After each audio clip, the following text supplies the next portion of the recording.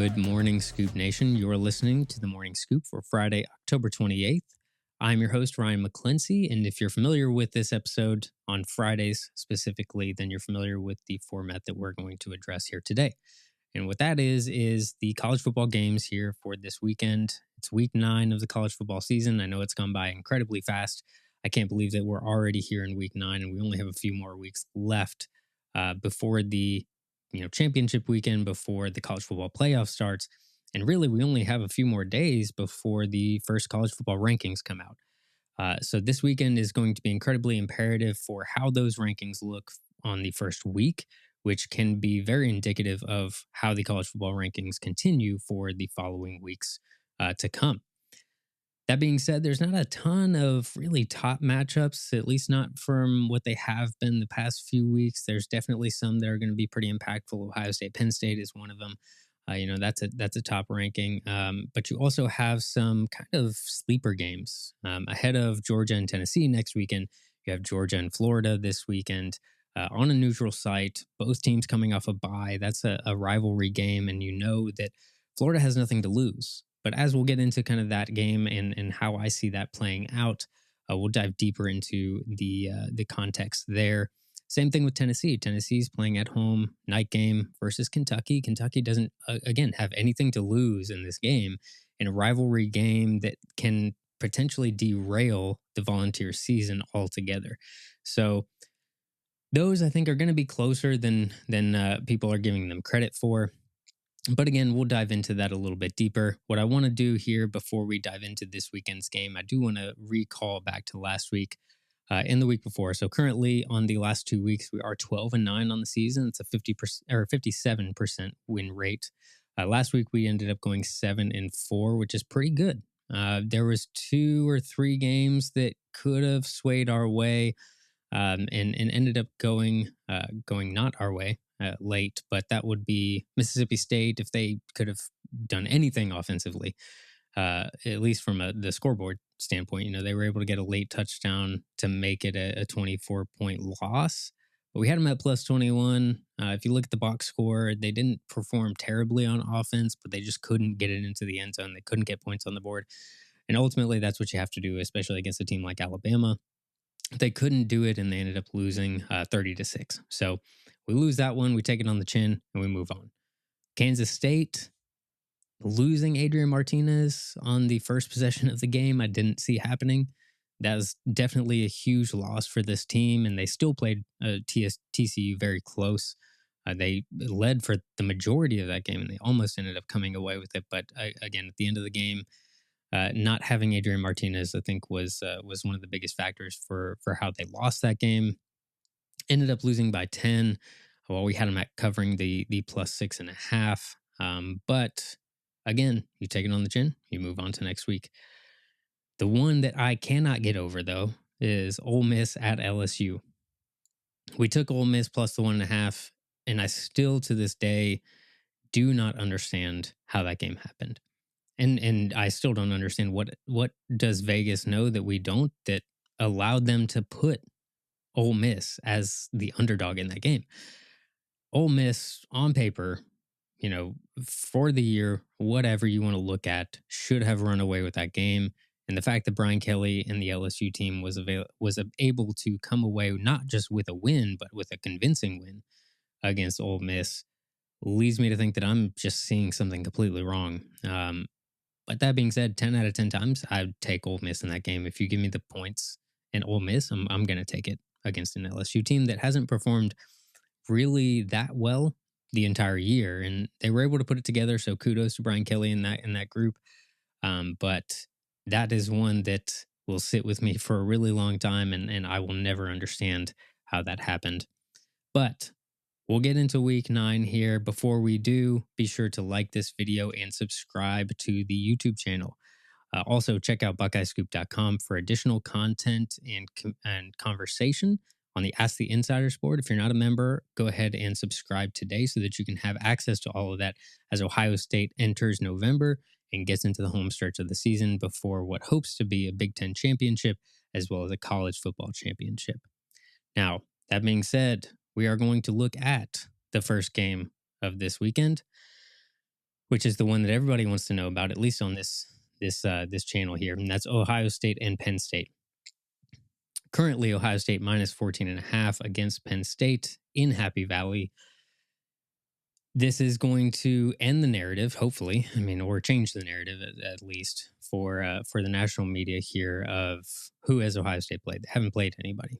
Notre Dame is not that good. Notre Dame, if that's your premier win of the season, has looked worse and worse as the season has gone by, with losses to Marshall and Stanford as well. So, Penn State on the road, hostile environment. No, it's not a whiteout. So, you don't have that kind of working in your favor if you're Penn State, but it is still going to be a raucous environment in State College there. And I expect that it's going to be a little bit tough for this team here early on. They'll be energized. They'll come out. Penn State will probably take an early lead in this game, especially if they get the ball first. I expect that. And the way that the Ohio State team has played so far this year, they give up those points early, but then they really bracket down and they take care of business for the rest of the game. And I think that that's probably something that you're going to see in this game as well. I don't think ultimately at the end of the day it's going to be a particularly close game. I think, again, Penn State's secondary will match up pretty well with the Ohio State wide receivers, but you can only match up with so many, and the weapons that this team has available to them is ultimately, I think, going to make the difference. I don't think CJ Stroud has a bad game. I think he actually performs really well. I think the offensive line takes a big step forward from the game last week and keeps it clean. They get the running game going again. Trevion Henderson, I think, will have a big game. But ultimately, I think the weapons just kind of wear down this Penn State defense as they have all year. And I think Ohio State ultimately comes away with this one at the minus 14.5. I think, again, they pull away maybe in the third, fourth quarter, and it's not ultimately a close game on the scoreboard when it's all said and done. Now, the next game here that we're going to look at, Notre Dame and Syracuse. Notre Dame has not been what I think we all thought they were at the beginning of the year. Granted, you have a new coach in Marcus Freeman. My concern is this a must-win for Marcus Freeman? I don't think it is, from a job standpoint, but I think it is from a national media standpoint. He has the opportunity here to go against a big team and get away with a win. They looked decent last week, albeit against a far inferior opponent. And Syracuse, on the other hand, also looked great against Clemson. They almost came away with that win, and they did force Clemson to go to Cade Klubnik instead of DJU. And that's not something that should be taken lightly. I think this defense is pretty solid. I think they're going to be able to hold Notre Dame pretty low scoring, and they're going to be able to be disruptive, especially at home in what should be a hostile environment for a ranked Syracuse team, which doesn't happen very often. So I think Notre Dame going on the road, I don't like their chances. I think it'll be close for the most part, but I do like Syracuse minus the 2.5. I think a field goal game is probably where you're looking at, and I like being on the right side of that field goal for Syracuse to come away with the win ultimately at the end of the day. Now, after that one, we are going to look at Oklahoma State and Kansas State. So, Oklahoma State, they've looked up and down. I mean, yes, they had a really close loss against TCU. They played TCU really well. Kansas State also played TCU really well, and Kansas State also played them really well without Adrian Martinez and without their starting quarterback, which is even more impressive on the road. Kansas State being at home in this one gave me a little bit of pause. I mean, I think ultimately this is going to be a pretty high-scoring game, so I looked at the over-under and considered that, but both of these defenses aren't anything to write home about. Both of these offenses are pretty solid. I just think Oklahoma State has a little bit more in their favor in this game. I don't think Adrian Martinez is going to be available to suit up. Supposedly he's a game time decision at this point, but he hasn't practiced so far this week, so I'm not sure that he's ultimately going to be there. It may be just kind of putting it out there that he might, so that Oklahoma State has something to think about. I'm not sure. It's chess versus checkers, what have you. But I think Oklahoma State ultimately has enough to get the victory here, and I like them at the plus 1.5. I think they win outright at the money line. And I think that taking the points in addition to that money line bet is something that I will always take if I think a team's going to win outright. So plus the 1.5, and I don't think it's particularly close at the end of the day. Maybe a 10-point win here for Oklahoma State on the road. So just be on the lookout for that. I'm not sure about the over under. I'd probably lean the over just because both of these teams have played offensively really well all year and the defenses haven't stacked up. But I would prefer the points here in the Big 12. Oklahoma State plus 1.5. Next up on the docket, we have the first of the rivalry games here this weekend, Florida and Georgia. This is going to be at a neutral field here in Jacksonville. And I mean, it's tough. Like, you look at this game, both teams coming off a bye. Georgia's obviously the better team. I mean, I don't think anybody in America would look at both of these teams and say that Florida has an advantage in any facet, to be honest. I do think they have one advantage, and that is the fact that Georgia can be caught looking ahead to Tennessee next week.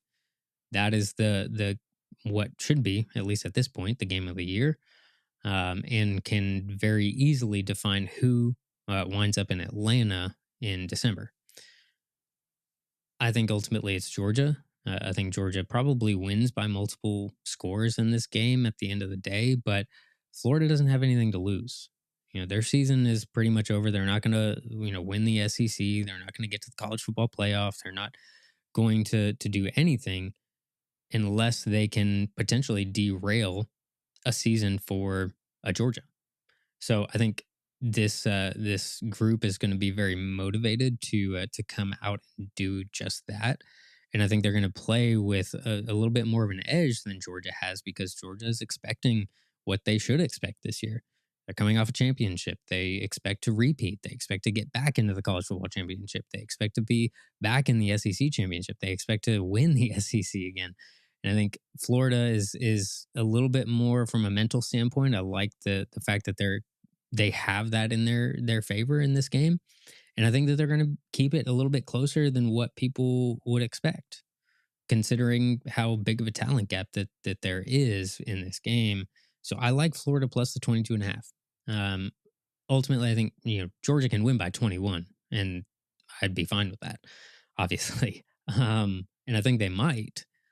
But I think it may be more of a backdoor cover. I think it's going to be a little bit closer than, like I said, people think it's going to be for most of the game. And then maybe Georgia pulls it out late. They get some defensive stops as they are, one to do. And then they get a couple scores late to actually pull ahead and pull away from Georgia that, won't be able to ultimately match that and get back into the game. So I will take Florida plus 22.5. It's a lot of points in a rivalry game. And I think that ultimately, Florida has the mindset advantage here to keep it close early. And then, can potentially, if they do get that motivation, they do get that confidence boost early by keeping it close. That can extend for a quarter, 2 quarters as well. And it could be something where Georgia's having to scramble, especially when you consider how they looked against teams like Kent State this year. They didn't look great.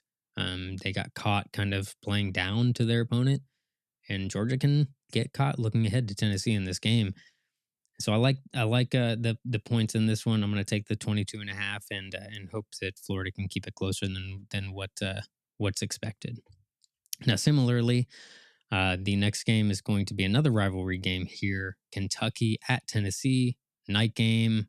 Tennessee's talking about doing the blackouts and having the blackout uniforms and doing the kind of dark checkerboard in the stands and everything like that. And it should be, I mean, I'm excited to see kind of what that environment looks like. I think it'll be really interesting to note and should be something that would be great to witness firsthand if you're there.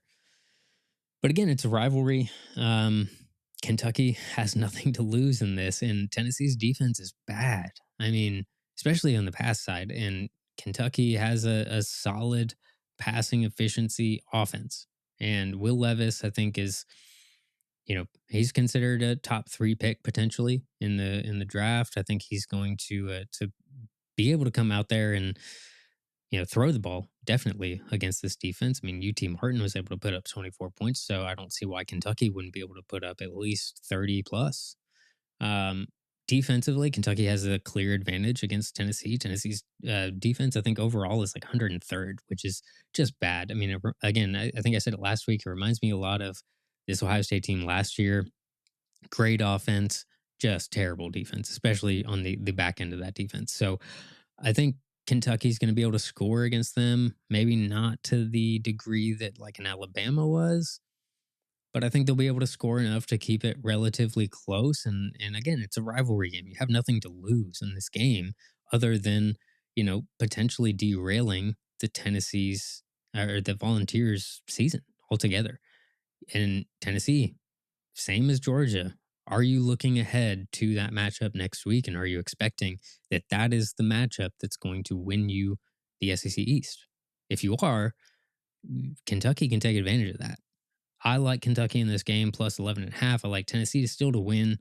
And I think, again, you probably have maybe a 1-2, 1-3 matchup going into next week versus Georgia and Tennessee. But I think Kentucky's able to keep it close, and I think that ultimately they'll be able to keep it probably within. I think it's going to be a 7 to 10 point game, somewhere in that range. High scoring, maybe take the over if you can. But plus 11.5 feels good to me, and I think ultimately that's how it ends up.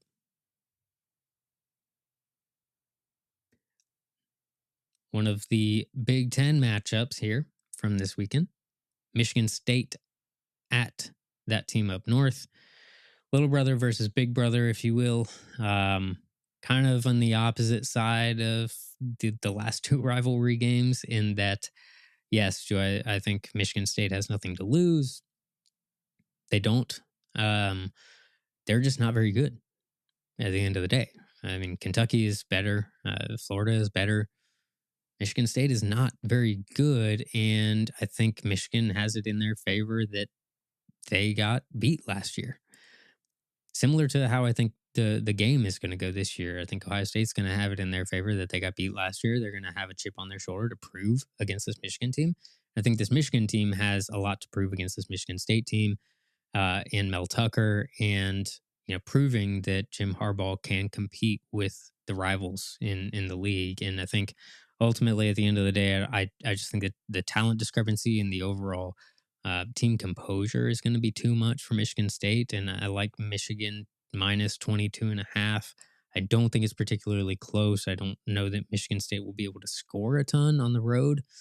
And I think Michigan will be able to control the line of scrimmage. They'll be able to run a lot against Michigan State, probably. And they'll be able to make enough plays to make this a very lopsided game early and continue that throughout the end of the game. So minus 22.5, Michigan staying undefeated against Michigan State, and going into the home stretch here come November.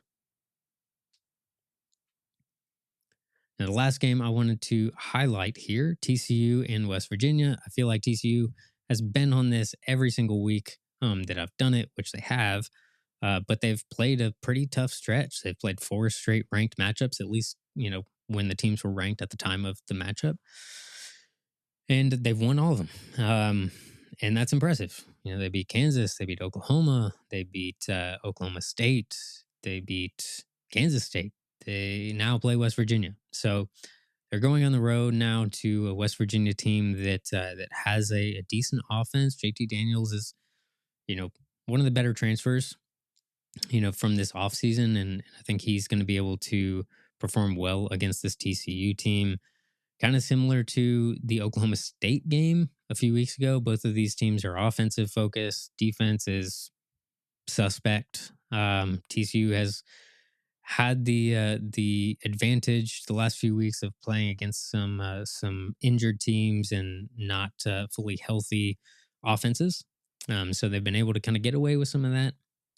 I think ultimately, will they win this game? Probably. I don't know that West Virginia is good enough to actually get the win, but I do like them plus I think it's 7.5. Last I checked, 7.5 for West Virginia at home against TCU. So I like that. but not as much as I like the over here, over 68.5. High scoring game, I think. TCU has hit the over in 4 of their last 5.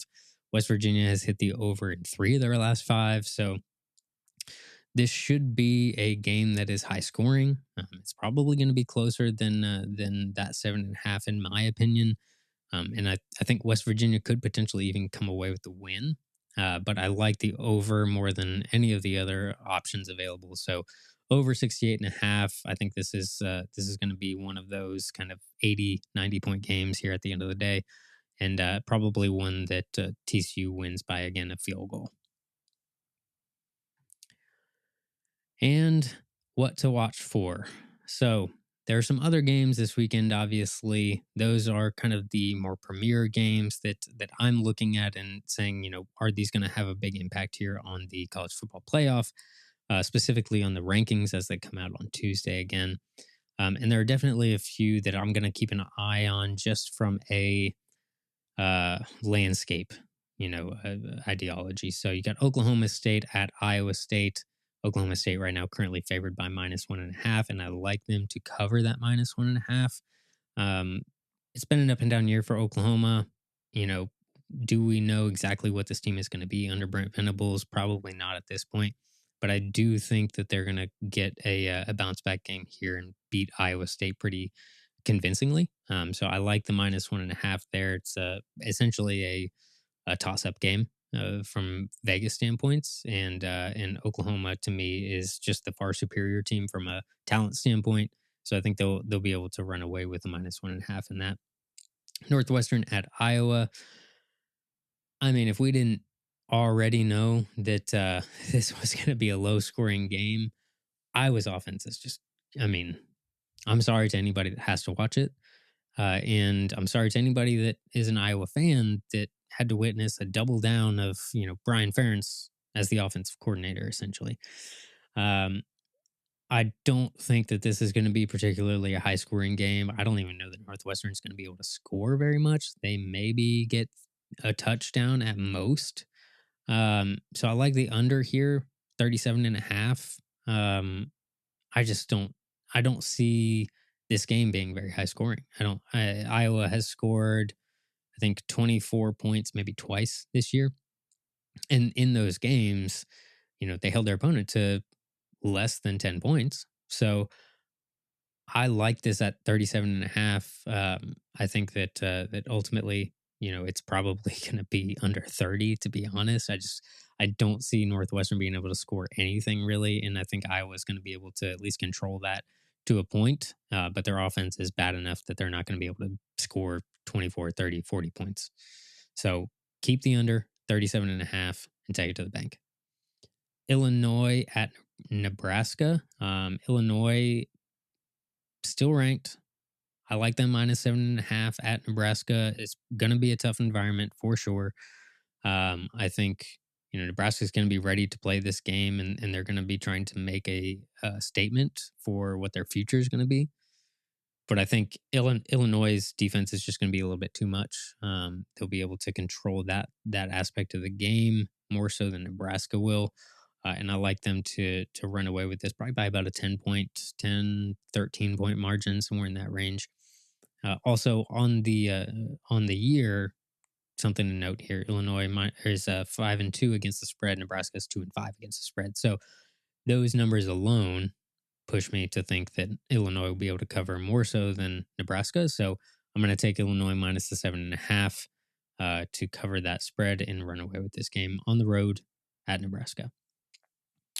And the last one here, we're going to revisit Ole Miss at Texas A&M. Texas A&M's plus 1.5.